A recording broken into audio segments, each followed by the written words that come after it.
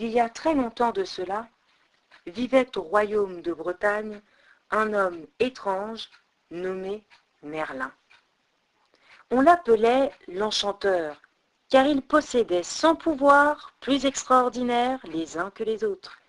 Il savait le passé, prédisait l'avenir, pouvait prendre n'importe quelle apparence, soulever une tour, si haute soit-elle, marcher sur un étang sans se mouiller les pieds, faire naître une rivière, un château, un paysage. Bref, Merlin l'enchanteur était un magicien. Il aimait beaucoup le roi de Grande-Bretagne, Uther Pendragon. Il l'avait aidé à reconquérir son trône après que le traître Voltigern l'en eût chassé. Or, un jour, le roi décida de se marier. Il donna une grande fête dans son château de Carduel, au pays de Galles. Tous les seigneurs des environs vinrent avec leurs épouses et leurs filles. Parmi eux, il y avait le duc de Tintagel et sa femme, la belle Hygerne. Dès que le roi la vit, il en devint follement amoureux. Mais la belle Hygerne aimait son mari et le roi se désespérait à en mourir. Il appela Merlin à son secours et lui exposa son tourment. « Sire, dit Merlin, si je vous aide, me donnerez-vous ce que je vous demanderai maintenant ou plus tard, quel que soit ce que je vous demande ?» Le roi promit. Merlin fit alors préparer les chevaux et partit avec lui pour le château de Tintagel. Lorsqu'ils arrivèrent en vue de l'enceinte fortifiée, il était déjà tard. La nuit était venue, sombre, sans étoiles ni lune. Merlin cueillit une touffe d'herbe et ordonna au roi de s'en frotter le visage. Il obéit et vit avec stupeur que ses traits et son corps étaient devenus absolument semblables à ceux du duc de Tintagel. Tous s'y trompèrent. Les guetteurs, qui, croyant reconnaître leur seigneur, abaissèrent le pont-levis, les valets d'armes, les serviteurs, et la belle Hygerne, qui, le prenant pour son mari, passa la nuit avec lui. Le roi repartit au matin plus amoureux que jamais. Or, la semaine n'était pas achevée qu'on apprenait la mort du duc. Il avait été tué au combat cette même nuit où la belle Hygerne l'avait cru de retour. Elle en fut très troublée, mais n'osa en parler à personne. Elle était désormais veuve. Le roi demanda sa main, elle accepta. Et toutefois, par honnêteté, elle lui conta comment, une certaine nuit très sombre, elle avait cru voir son mari. Le roi sourit, mais elle ajouta que de cette étrange nuit, un enfant allait naître. Là, le roi soupira, car il ne pouvait lui révéler sa supercherie. Ils décidèrent de garder cette naissance secrète. Un petit garçon naquit. Merlin alors se présenta devant le roi et lui rappela sa promesse. Il voulait l'enfant. Le roi le lui donna. Merlin le confia à l'un des plus nobles chevaliers du royaume, Antor.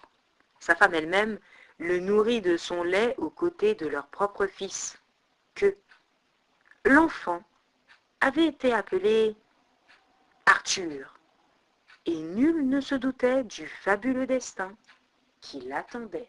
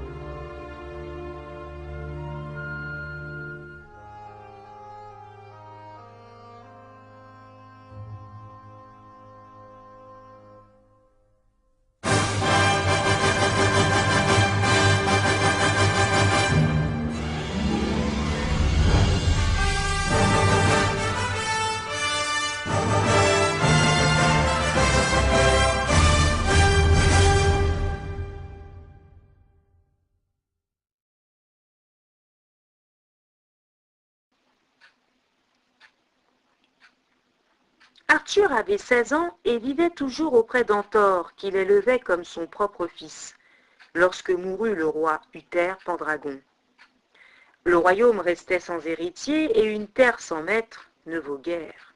Les grands barons, ne pouvant se mettre d'accord sur le choix d'un nouveau roi, allèrent demander conseil à Merlin. « Dis-nous qui choisir, nous te faisons confiance. » Merlin répondit après avoir réfléchi. « Ce sera bientôt Noël. Réunissez pour cette fête tous les nobles du royaume et attendez le signe que Dieu vous enverra. » Tous se réunirent donc la veille de Noël, à l'ogre, autour de l'archevêque. Antor était venu avec Arthur et son fils, Gueux. Chacun attendait le signe que Merlin avait annoncé.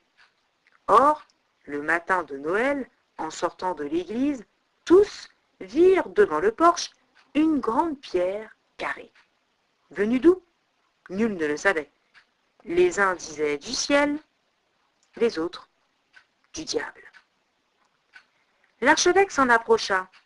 Une épée était enfoncée dans la pierre jusqu'à la garde et le pommeau portait, gravé en lettres d'or, « Celui qui pourra retirer l'épée sera roi. » Tous les nobles commencèrent à se disputer pour savoir qui serait le premier à tenter l'entreprise, tant elle semblait facile. Ils déchantèrent vite. Aucun ne put enlever l'épée. Les adolescents regardaient, moqueurs, leurs aînés. « Pourquoi ne pas essayer, nous aussi ?» demanda Arthur.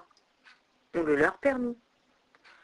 Arthur s'avança vers la pierre, saisit l'épée, tira.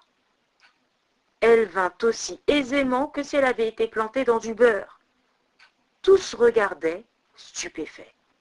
La lame de l'épée étincelait comme une poignée de cierge allumée. Elle portait gravé son nom, Excalibur.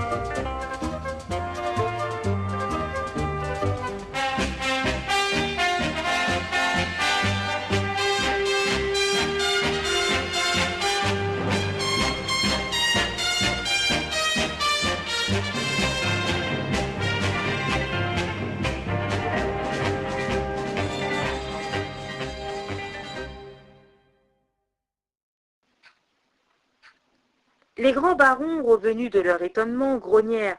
Était-il possible que ce jeune homme, qui n'était pas encore chevalier et dont la naissance était obscure, fût le roi désigné par le ciel? L'archevêque les apaisa. « Attendons la fête de la Chandeleur, dit-il avec sagesse. Nous renouvellerons l'épreuve et, après seulement, nous déciderons. » Mais quand vint la Chandeleur, il fallut se rendre à l'évidence. Arthur et lui seul pouvait retirer l'épée fichée dans la pierre. Le signe du ciel était clair, mais les nobles ne désarmaient pas encore. Ils demandèrent à Arthur de repousser jusqu'à la Pentecôte la cérémonie du sacre qui le ferait roi. Ainsi, pensait-il, ils auraient le temps de le juger. Conseillé par Merlin, qui était resté auprès de lui, Arthur accepta. Et il se conduisit si généreusement et si loyalement qu'il s'attira l'estime de tous les grands barons. Ils ne purent trouver en lui le moindre défaut et durent s'incliner. Merlin leur révéla alors le secret de sa naissance et comment ils avaient élu, sans le savoir, le fils de leur roi défunt. La satisfaction fut grande chez tous. Arthur fut couronné roi le matin de la Pentecôte. Tenant l'épée Excalibur entre ses mains jointes, il l'éleva et jura de faire régner sur la terre, dans la mesure de ses forces, la paix, la loyauté et la justice.